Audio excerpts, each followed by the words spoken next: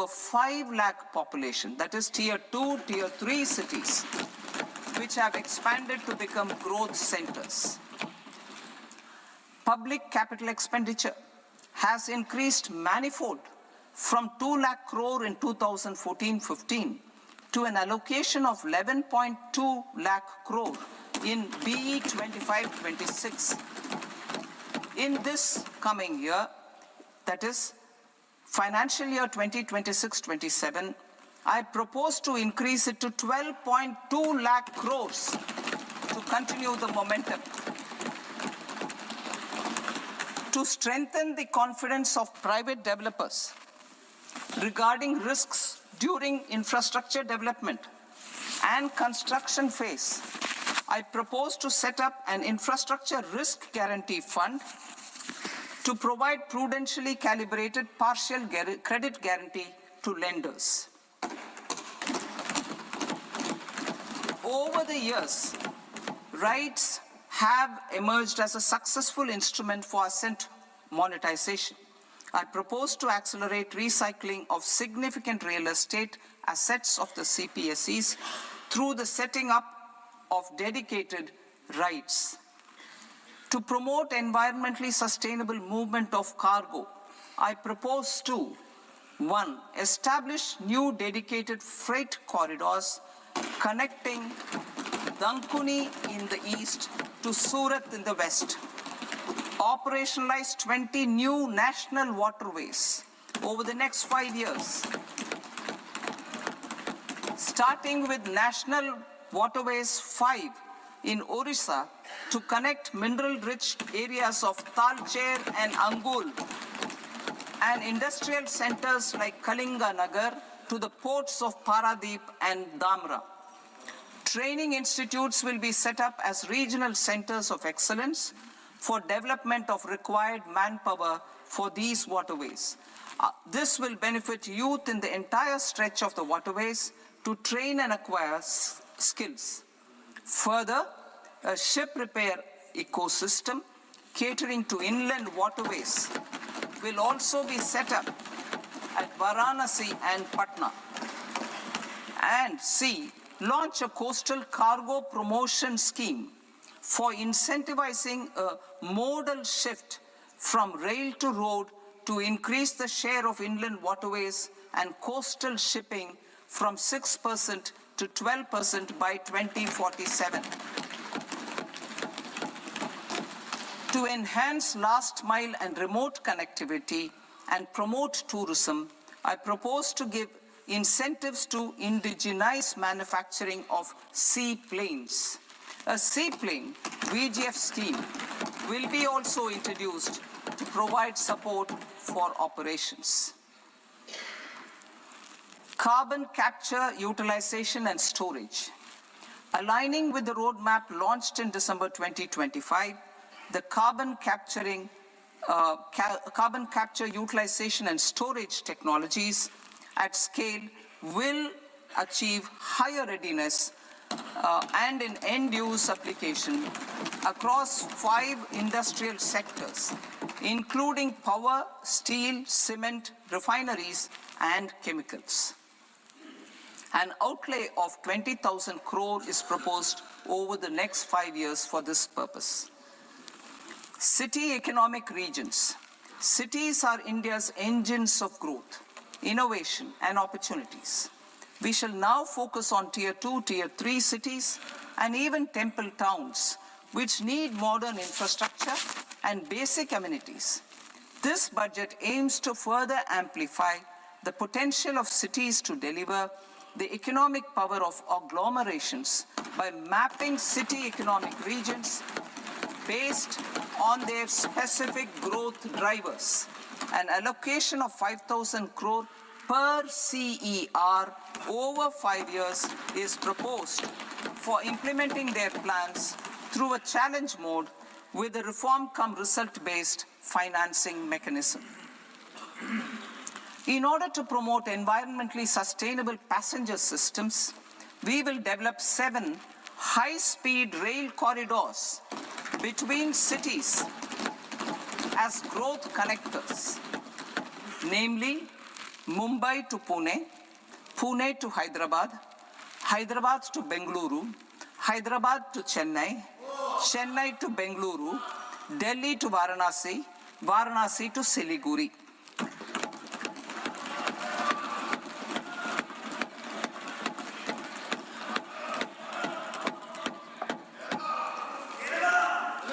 Financial sector. The Indian banking sector today is characterized by strong balance sheet, historic highs in profitability, improved asset quality, and coverage exceeding 98% of villages in the country. At this juncture, we are well placed to futuristically evaluate the measures needed to continue on the path of reform-led growth of this sector. I propose setting up a high-level committee on banking for Vikasit Bharat. High-level committee on banking for Vikasit Bharat to comprehensively review the sector and align it with India's next phase of growth, while safeguarding financial stability, inclusion, and consumer protection. The vision for NBFCs for Vikasit Bharat has been outlined with clear targets for credit disbursement and technology adoption in order to achieve scale and improve efficiency in the public sector NBFCs. As a first step, it is proposed to restructure the Power Finance Corporation and Rural Electrification Corporation. I propose a comprehensive review of the foreign exchange management non-debt instruments rules to create a more contemporary, user-friendly framework for foreign investments consistent with India's evolving economic priorities. Corporate bond market. I propose to introduce a market-making framework with suitable access to funds and derivatives on corporate bond indices. I also propose to introduce total return swaps on corporate bonds. Municipal bonds. To encourage the issuance of municipal bonds of higher value by larger cities, I propose an incentive of 100 crore rupees for a single bond issuance. 100 crore rupees for a single bond issuance of more than 1,000 crore. The current scheme under Amrit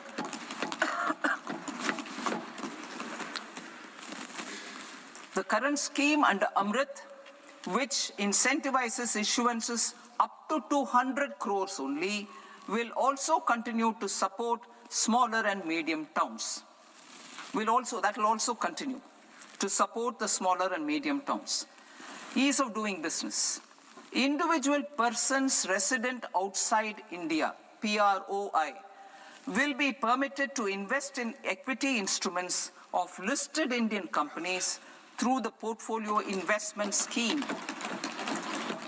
It is also proposed to increase the investment limit for an individual PROI under the scheme from 5% to 10%, with an overall investment limit for all individual PROIs to 24% from the current 10%. Emerging technologies including AI. 21st century is technology-driven. Adoption of technology is for the benefit of all people. Farmers in the field, women in STEM, youth keen to upskill, and Divyangjan to access newer opportunities. The government has taken several steps to support new technologies through AI Mission, National Quantum Mission, Anusandhan National Research Fund, and Research and Development and Innovation Fund. Our second kartavya is to fulfill aspirations and build capacities. Close to 25 crore individuals have come out of multi-dimensional poverty through a decade of our government's sustained and reform-oriented efforts.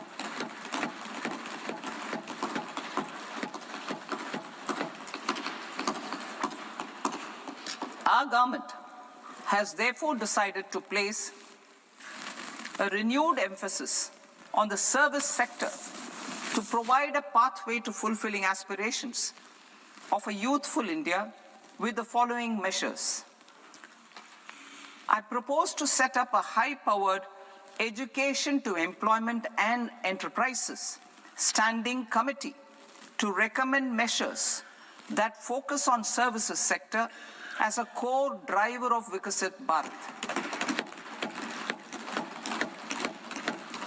This will make us a global leader in services with a 10% global share by 2047. The committee will prioritize areas to optimize the potential for growth, employment, and exports. They will also assess the impact of emerging technologies, including AI, on jobs and skill requirements and propose measures thereof. To create a range of skilled career pathways, a new range of skilled career pathways for our youth, I propose interventions in the following sectors. Health. Existing institutions for allied health professionals will be upgraded and new AHP institutions established in private and government sectors. This will cover 10 selected disciplines, including optometry, radiology, anesthesia, OT technology, applied psychology, and behavioral health, and add 1 lakh AHPs over the next 5 years. A strong care system covering geriatric and allied care services will be built. A variety of NSQF-aligned programs will be developed to train multi-skilled caregivers, combining core care and allied skills such as wellness, yoga, and operation of medical assistive devices. In the coming year, 1.5 lakh caregivers will be trained.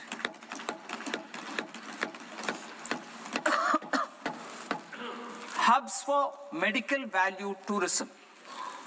To promote India as a hub for medical tourism services, I propose to launch a scheme to support states in establishing 5 regional medical hubs in partnership with the private sector.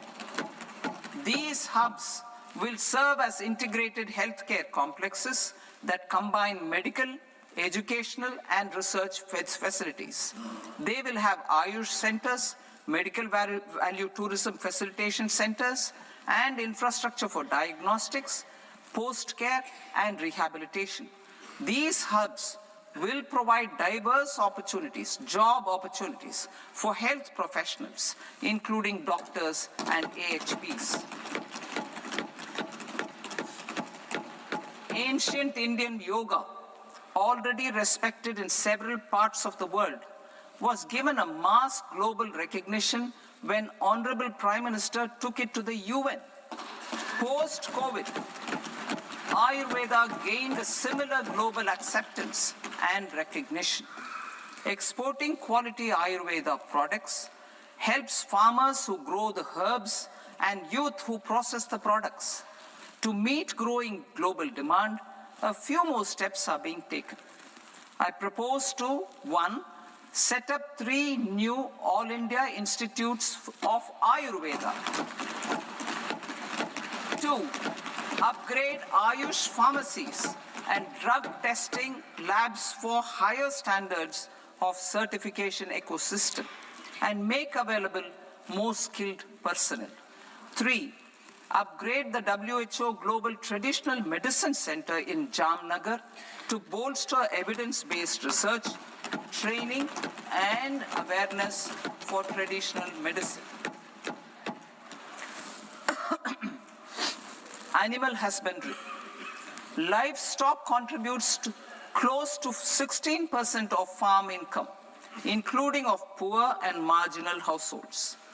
To scale up availability of veterinary professionals by more than 20,000, I propose to roll out a loan-linked capital subsidy support scheme for establishment of veterinary and para-veterinary colleges, veterinary hospitals, diagnostic laboratories, and breeding facilities in private sector. Collaboration between Indian and foreign institutions will also be facilitated. Orange economy. India's animation, visual effects, gaming, and comics sector, AVGC sector, is a growing industry projected to require 2 million professionals by 2030. I propose to support the Indian Institute of Creative Technologies, Mumbai, in setting up AVGC content creator labs in 15,000 secondary schools all over the country and 500 colleges. The Indian design industry is expanding rapidly, and yet there is a shortage of Indian designers. I propose to establish, through Challenge Route, a new National Institute of Design to boost design education and development in the eastern region of India. Education. Our government will support states through Challenge Route in creating 5 university townships in the vicinity of major industrial and logistics corridors. These planned academic zones will host multiple universities, colleges, and research institutions, skill centers, and residential complexes. In higher education, STEM institutions, prolonged hours of study and laboratory work pose some challenges for girl students. Through VGF, Viability Gap Funding and capital support, one girls' hostel will be established in every district.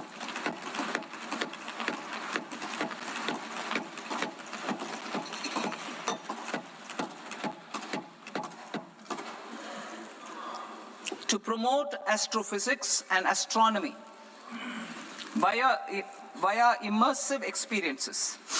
4 telescope infrastructure facilities will be set up or upgraded. The National Large Solar Telescope, the National Large Optical Infrared Telescope, the Himalayan Chandra Telescope, and the Cosmos 2 Planetarium. Tourism.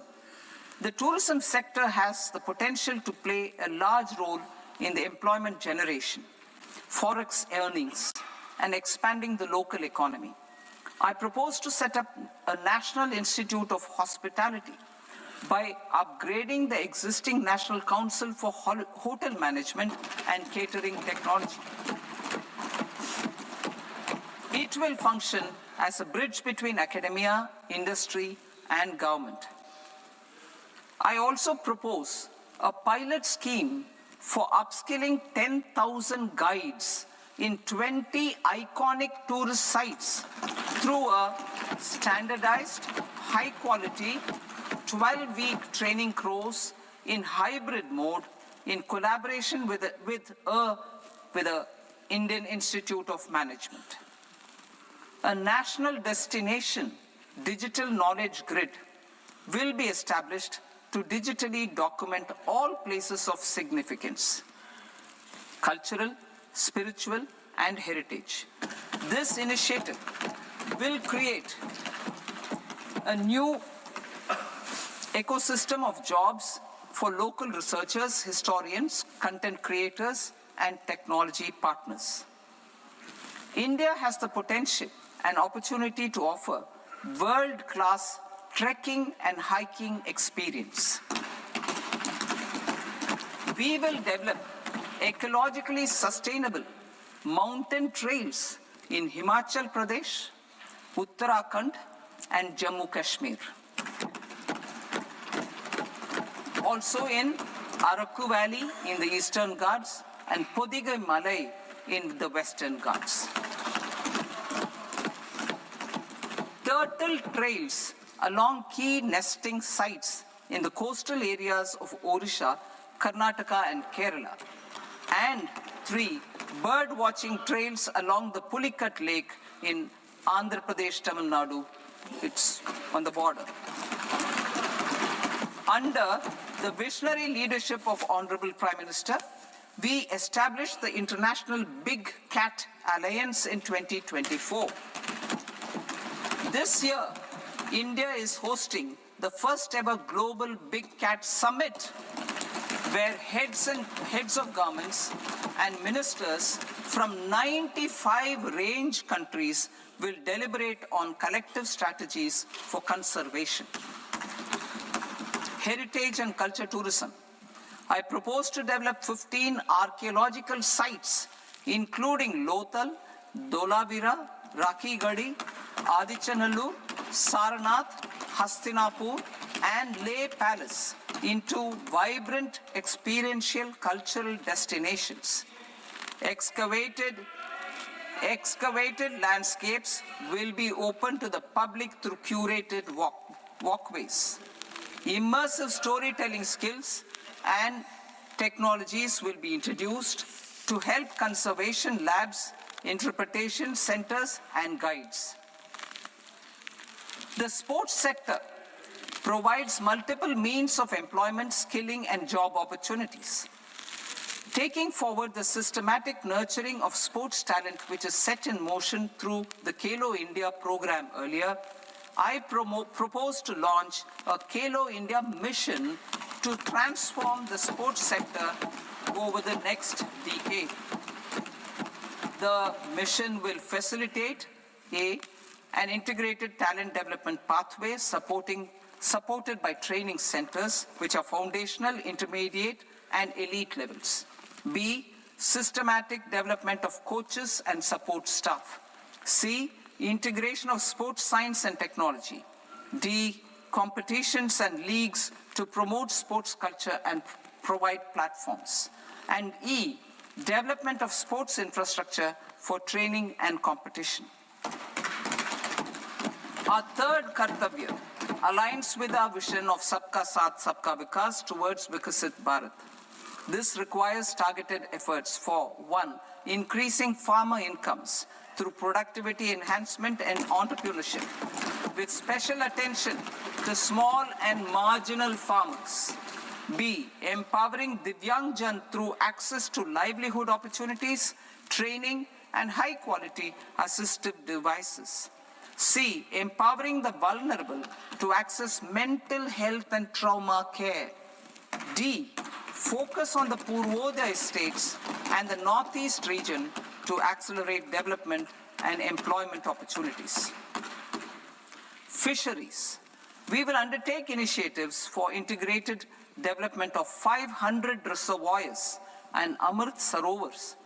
2, strengthen the fisheries value chain in coastal areas and enable market linkages involving startups and women-led groups together with fish farmer producer organizations. Animal husbandry. To provide quality employment opportunities in rural and peri-urban areas, we will support the animal husbandry sector in entrepreneurship development through A, credit-linked subsidy program, B, scaling up and modernization of livestock enterprises, C, enhanced creation of livestock, dairy, and poultry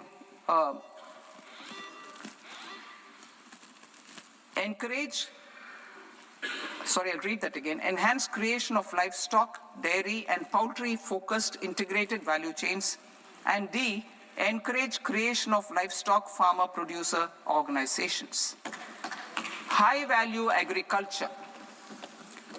To diversify farm outputs, increase productivity, enhance farmers' incomes, and create new employment opportunities, we will support high-value crops such as coconut, sandalwood, cocoa, cashew in the coastal areas, agar trees in Northeast, and nuts such as almonds, walnuts, and pine nuts in our hilly regions. All of them will be supported.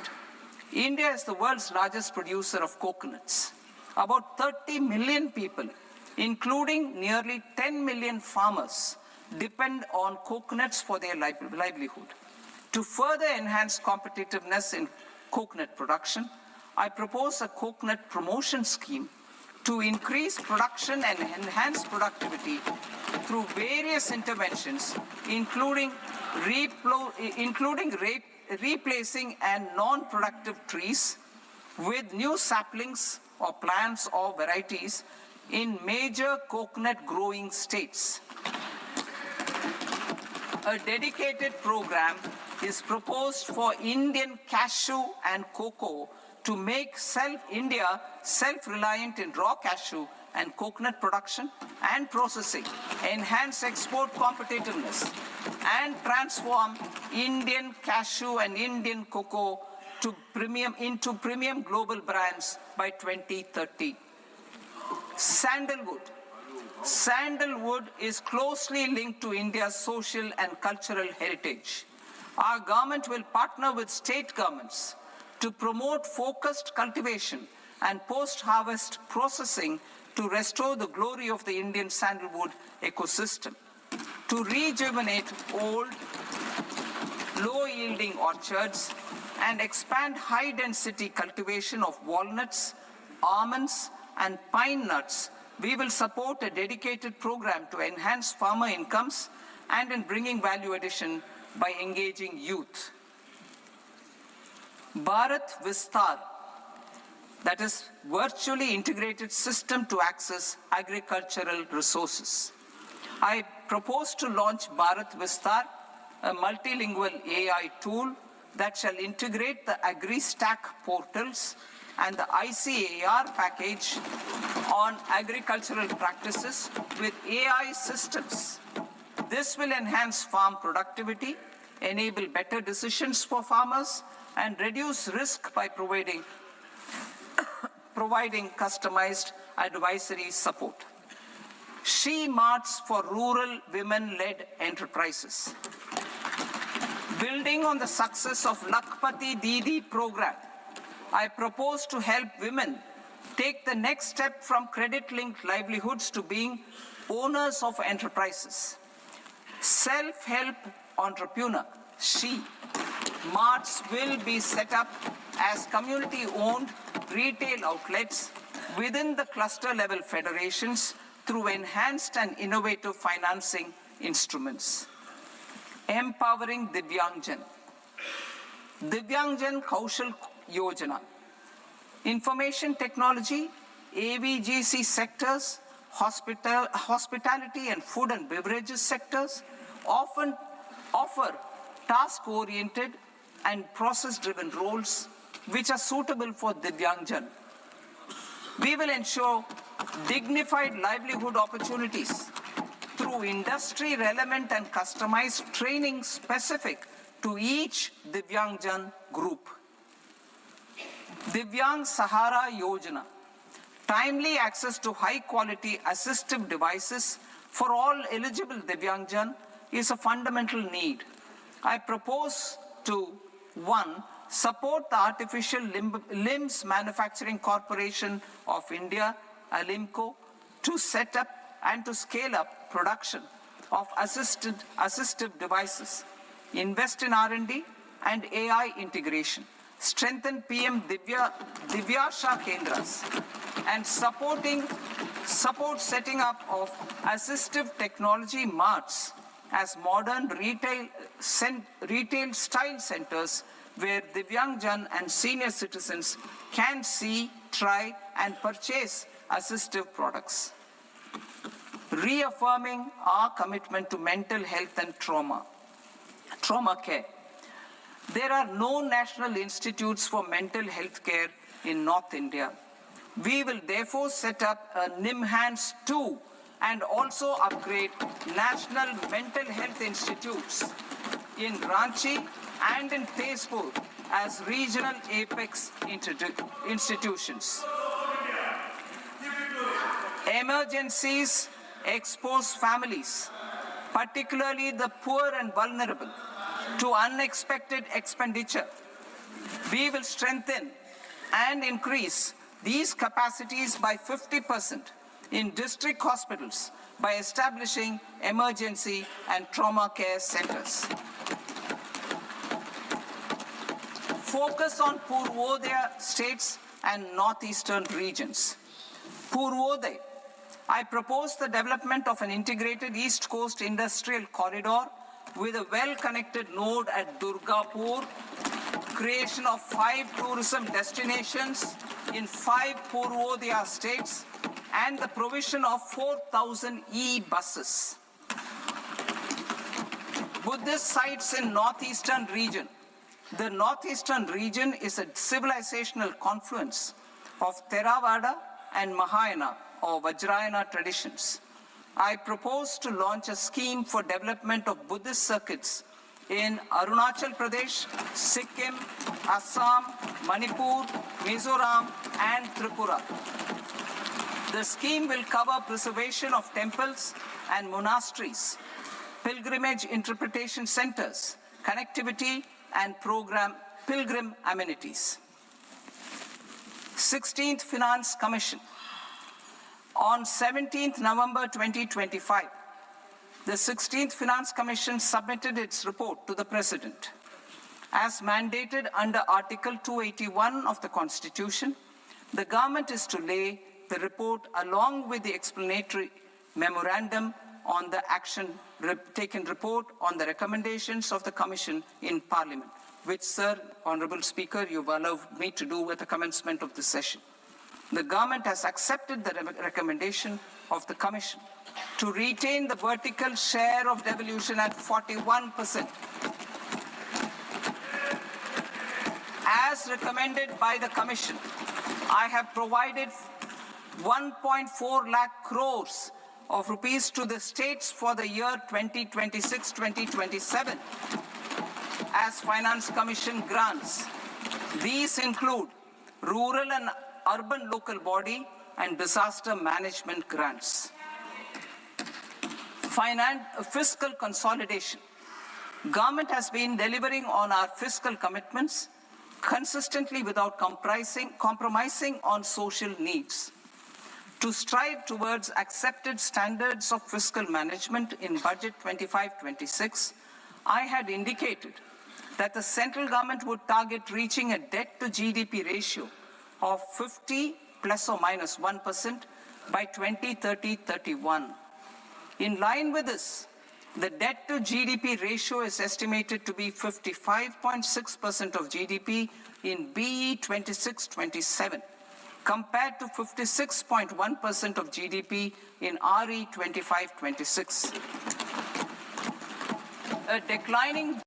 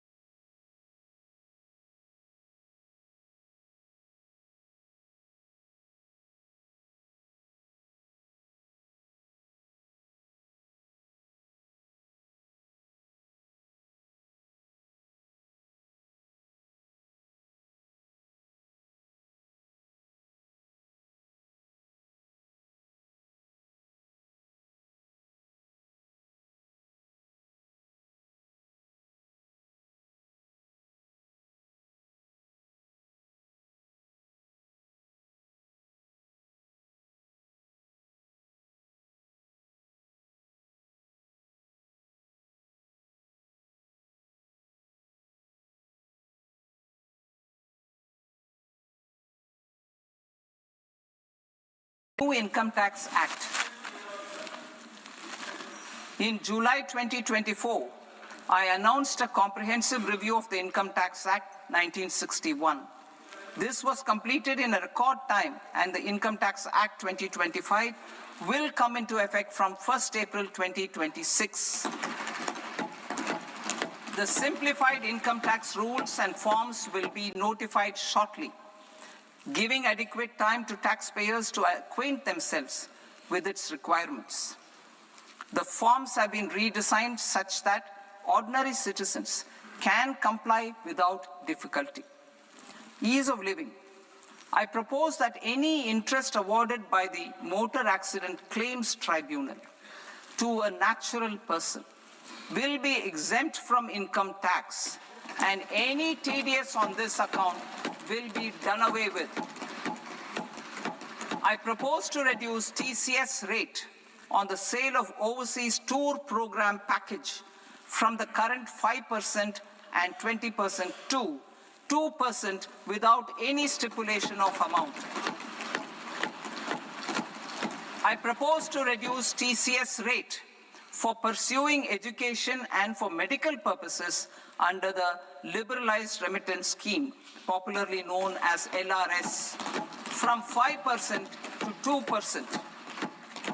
Supply of manpower services is proposed to be specifically brought within the ambit of payment to contractors for the purpose of TDS to avoid ambiguity.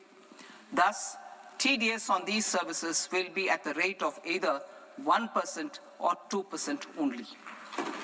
I propose a scheme for small taxpayers, wherein a rule-based automated process will enable obtaining a lower or nil deduction certificate instead of filing an application with the assessing officer.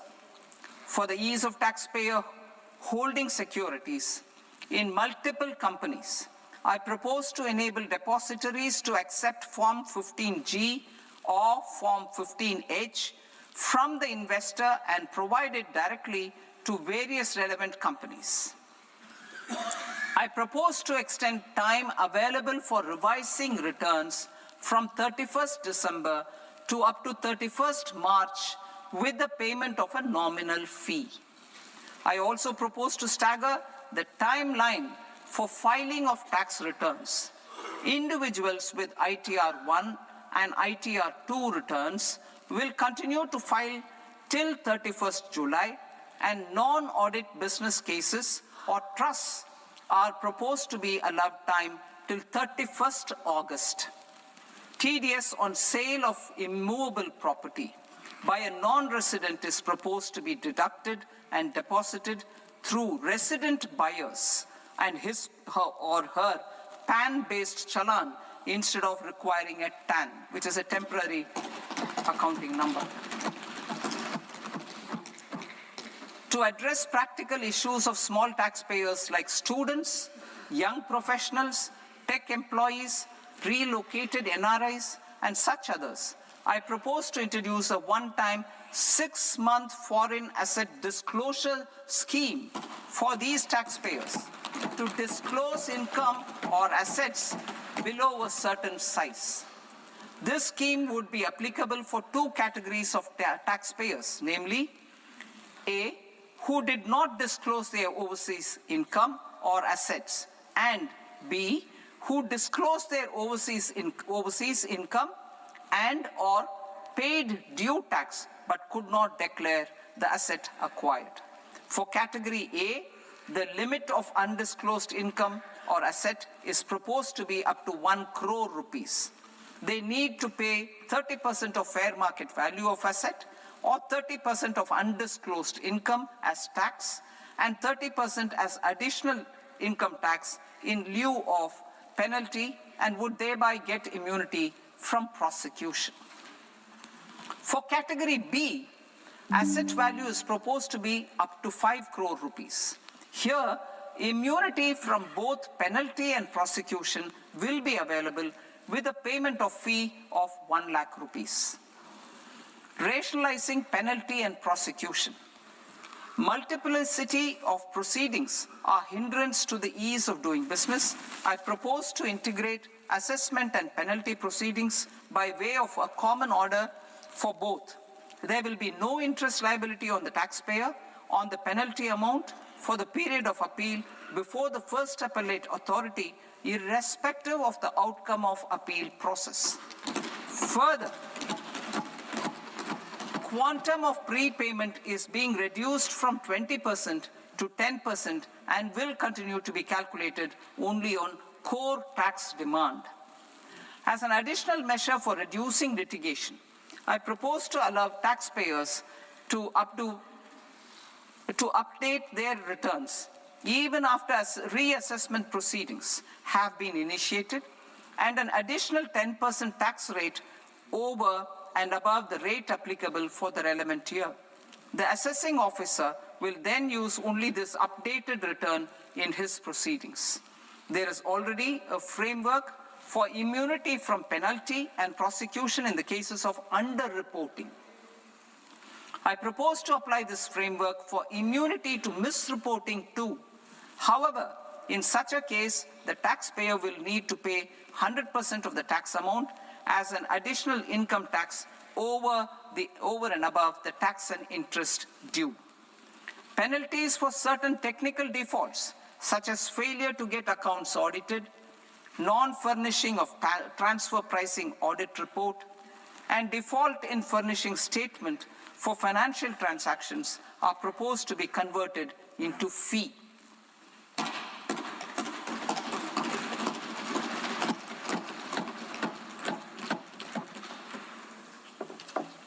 I propose to rationalize prosecution framework under Income Tax Act while maintaining a careful balance for deterrence in some serious offense. Non-production of books of account and documents and requirement of TDS payment where payment is made in kind are being decriminalized. Further, minor offenses will attract fine only. The remaining prosecutions will be graded commensurate with the quantum of offense. They will entail only simple imprisonment with maximum imprisonment reduced to 2 years and power to courts to convert even those into fines. There is no penalty. There's no penalty presently for non-disclosure of non-immovable foreign assets with aggregate value less than 20 lakh rupees. I propose to also provide them with immunity from prosecution with retrospective effect from 1/10/2024.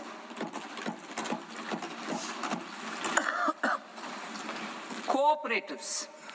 Deduction is already allowed to a primary cooperative society engaged in supplying milk, oilseeds, fruits or vegetables raised or grown by its members.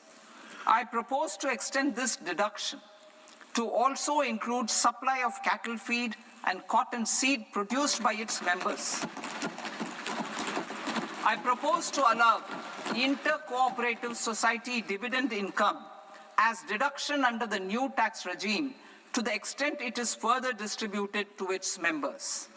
I further propose to allow exemption for a period of 3 years to dividend income received by a notified national cooperative federation on their investments made in companies up to 31/1/2026. This exemption would be allowed only for dividends further distributed to its member cooperatives. Supporting IT sector as India's growth engine. India is a global leader in software development services, IT-enabled services, knowledge process outsourcing services, and contract R&D services relating to software development. These businesses and their segments are quite interconnected with each other.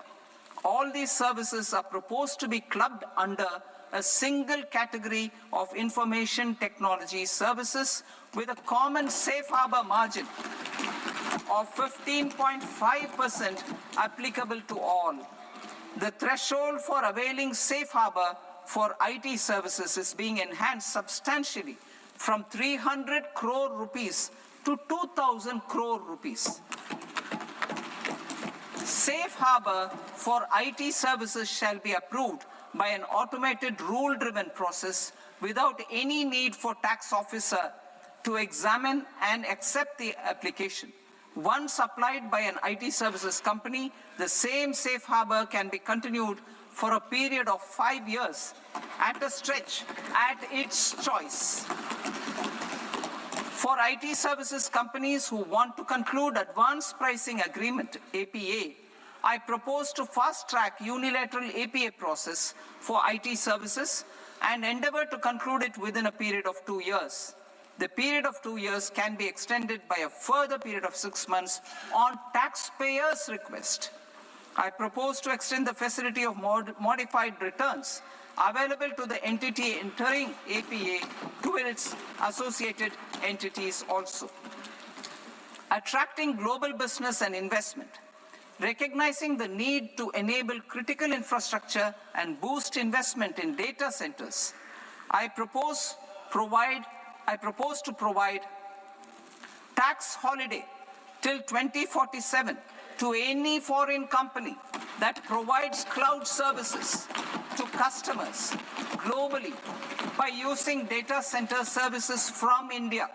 It will, however, need to provide services to Indian customers through an Indian reseller entity. I also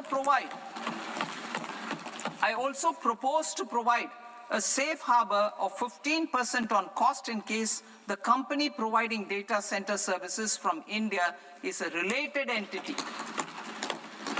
To harness the efficiency of just-in-time logistics for electronic manufacturing, I propose to provide safe harbor to non-residents for component warehousing in a bonded warehouse at a profit margin of 2% of the invoice value. The resultant tax of about 0.7% will be much lower than in competing jurisdictions. To provide fillip to toll manufacturing in India, I propose to provide exemption from income tax for 5 years to any non-resident who provides capital goods, equipment, or tooling to any toll manufacturer in a bonded zone. To encourage vast pool of global talent to work in India for a longer period of time, I propose to provide exemption to global, non-India sourced income of a non-resident expert for a stay period of 5 years under notified schemes.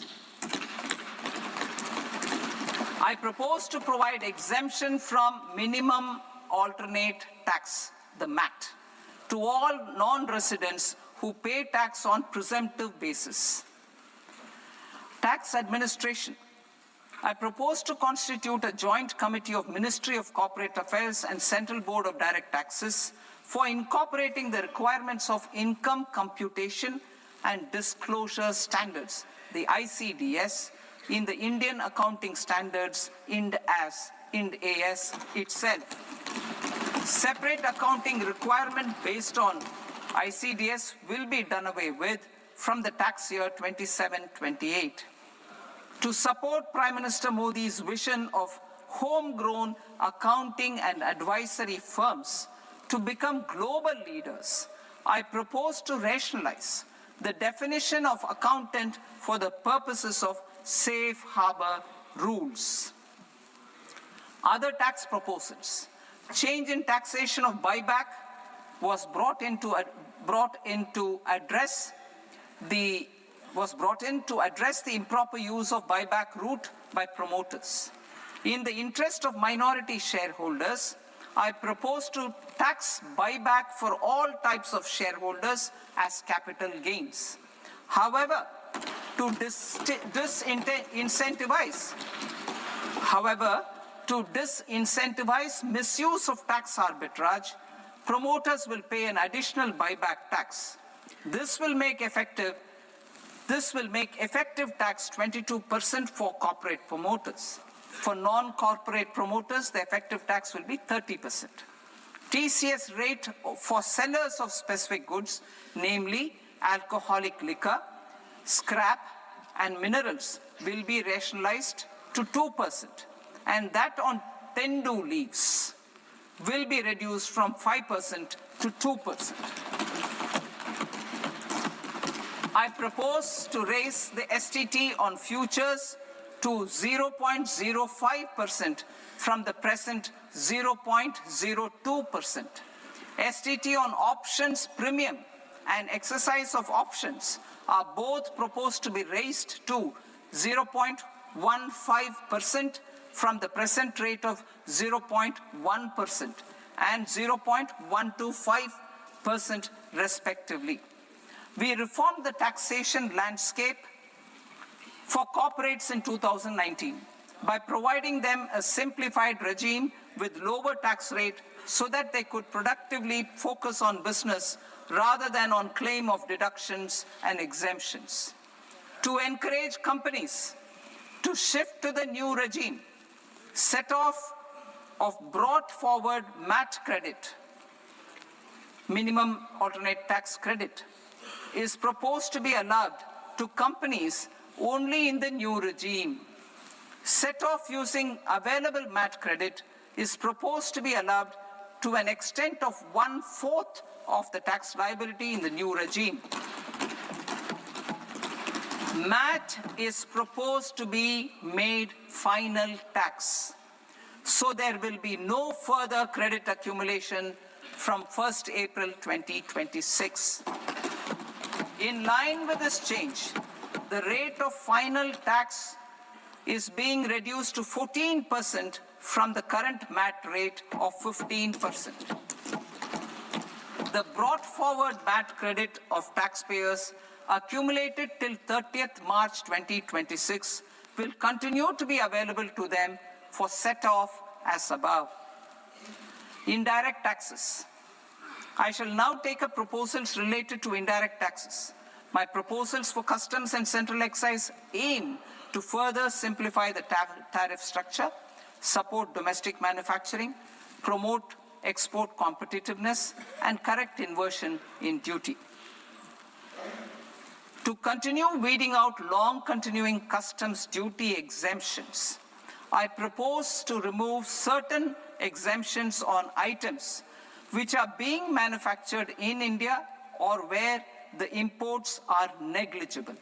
Similarly, to further simplify the process of ascertaining the rate of duty applicable on a particular item, I propose to incorporate certain effective rates in various customs notifications to the tariff schedule itself.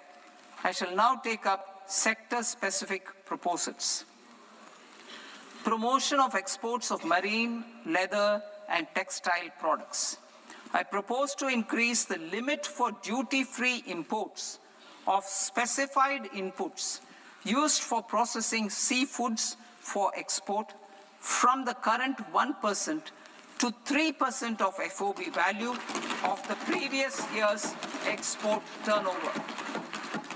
I also propose to allow duty-free imports of specified inputs, which is currently available for exports of leather or synthetic footwear, to exports of shoe uppers as well. I propose to extend the time period for export of final product from the existing 6 months to 1 year for exporters of leather or textile garments, leather or synthetic footwear, and other leather products. Energy transition and security.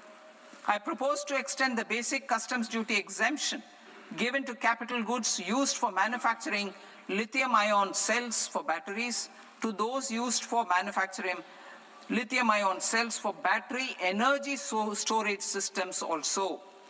I propose to exempt basic customs duty on import of sodium antimonate for use in manufacture of solar glass. Nuclear power. I propose to extend the existing basic customs duty exemption on imports of goods required for nuclear power projects till the year 2035 and expand it for all nuclear plants irrespective of their capacity. critical minerals, it is proposed to provide basic customs duty exemption to the import of capital goods required for the processing of critical minerals in India. Biogas blended CNG. I propose to exclude the entire value of biogas while calculating the central excise duty payable on biogas blended CNG. Civil and defense aviation. I propose to exempt basic customs duty on components and parts required for the manufacture of civilian training and other aircrafts. It is proposed to exempt basic customs duty on raw materials imported for the manufacture of parts of aircraft to be used in maintenance, repair, or overall requirements by units in the defense sector. Electronics. To deepen value addition in the consumer electronics sector, I propose to exempt basic customs duty on specified parts used in the manufacture of microwave ovens. Special economic zone.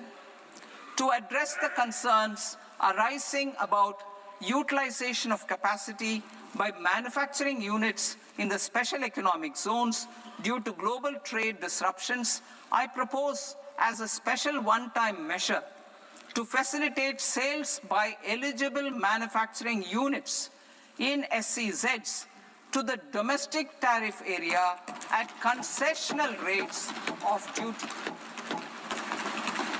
The quantity of such sales will be limited to a prescribed proportion of their exports. Necessary regulatory changes will be undertaken to operationalize the measures while ensuring level playing field for the units working in the DTA. Ease of living.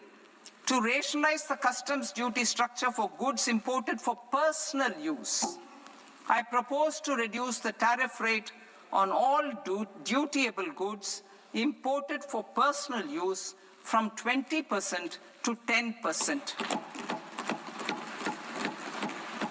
To provide relief to patients, particularly those suffering from cancer, I propose to exempt basic customs duty on 17 drugs or medicines.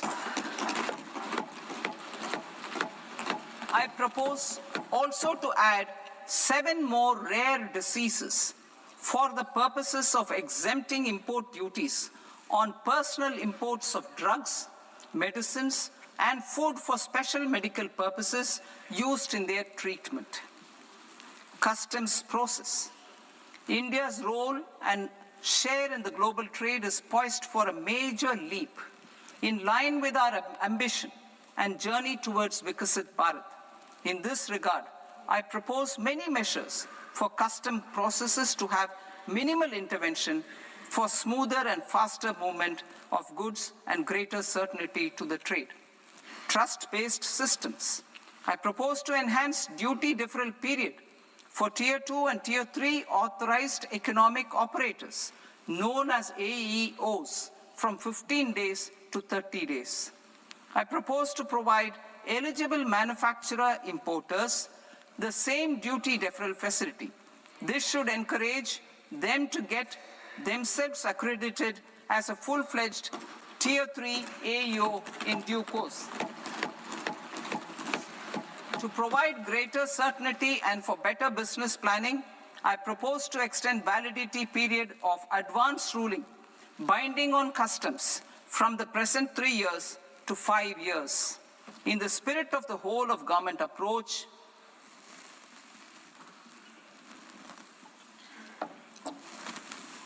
government agencies will be encouraged to leverage AEO accreditation for preferential treatment in clearing their cargo. Regular importers with trusted, long-standing supply chains will be recognized in the risk system so that the need for verification of their cargo every time can be minimized. Export cargo using electronic sealing. Export cargo using electronic sealing will be provided through clearance from the factory premises to the ship.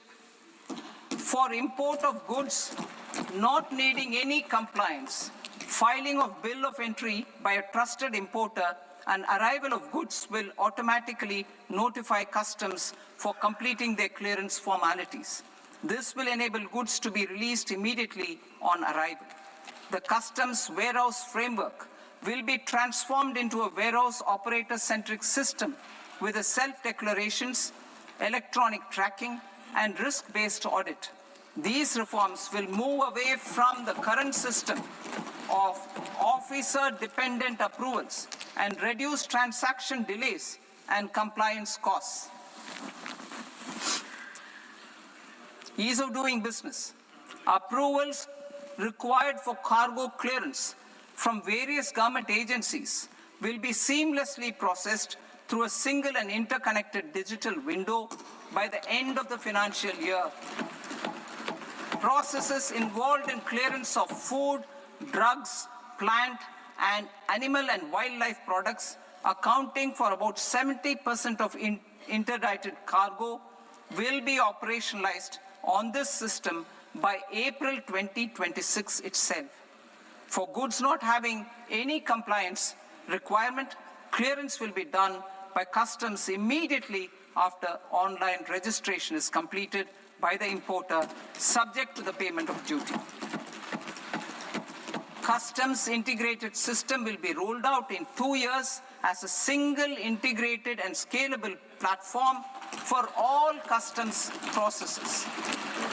Utilization of non-intrusive scanning with advanced imaging and AI technology for risk assessment will be expanded in a phased manner with the objective to scan every container across all the major ports. New export opportunities to support Indian fishermen to fully harness the economic value of marine resources beyond our territorial waters. The following measures will be taken. A. Fish catch by an Indian fishing vessel in exclusive economic zone or on the high seas will be made free of duty. Landing of such fish on foreign port will be treated as export of goods. Safeguards will be put in place to prevent misuse during fish catch, transit, or transshipment. To support aspirations of India's small businesses, artisans, and startups to access global markets through e-commerce, I am pleased to announce complete removal of the current value cap of 10 lakh rupees per consignment on courier exports. In addition, handling of rejected and returned consignments will be improved with effective use of technology for identifying such consignments. I propose to revise provisions governing baggage clearance during international travel to address genuine concerns of passengers. The revised rules will enhance duty-free allowances in line with the present-day travel realities and provide clarity in temporary carriage of goods brought in or taken out. There are honest taxpayers who are willing to settle disputes by paying all their dues, but they get deterred due to negative connotation associated with penalty. They will now be able to close cases by paying an additional amount in lieu of penalty.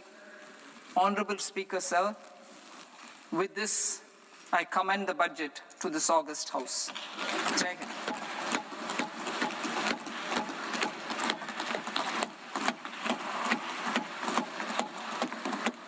One and a half hours. Item number 3, माननीय वित्त मंत्री जी.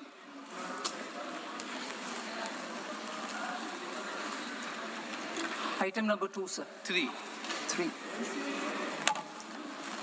Sir, with your permission, I rise to lay on the table of the following statements under Section 3, 1 of the Fiscal Responsibility and Budget Management Act of 2003. Medium-term fiscal policy cum fiscal policy strategy statement. and macroeconomic framework statement. Item number 4 माननीय वित्त मंत्री जी। Sir, with your permission, I move for leave to introduce the Finance Bill 2026. प्रश्न ये कि विधेयक को पुनर्स्थापित करने की अनुमति प्रदान की जाए। जो सदस्य इस पक्ष में हाँ गए, जो सदस्य विरोध में ना गए, मेरे विचार में निर्णय हाँ वालों के पक्ष में, हाँ वालों के पक्ष में अनुमति प्रदान की जाती है। माननीय मंत्री जी, अब विधेयक पूरे स्थापित करें। Sir, I introduce the bill. माननीय सदस्यगण, आपको सूचित किया जाता है कि माननीय वित्त मंत्री जी के बजट भाषण की कॉपी पब्लिकेशन काउंटर पर ली जाती है। बजट भाषण और बजट से संबंधित दस्तावेज आपके मोबाइल फोन और मेंबर पोर्टल्स पर ही उपलब्ध है। सभा की कार्रवाई कल सोमवार दिनांक 2 फरवरी 2026 को प्राप्त 11 बजे तक के लिए स्थगित की जाती है।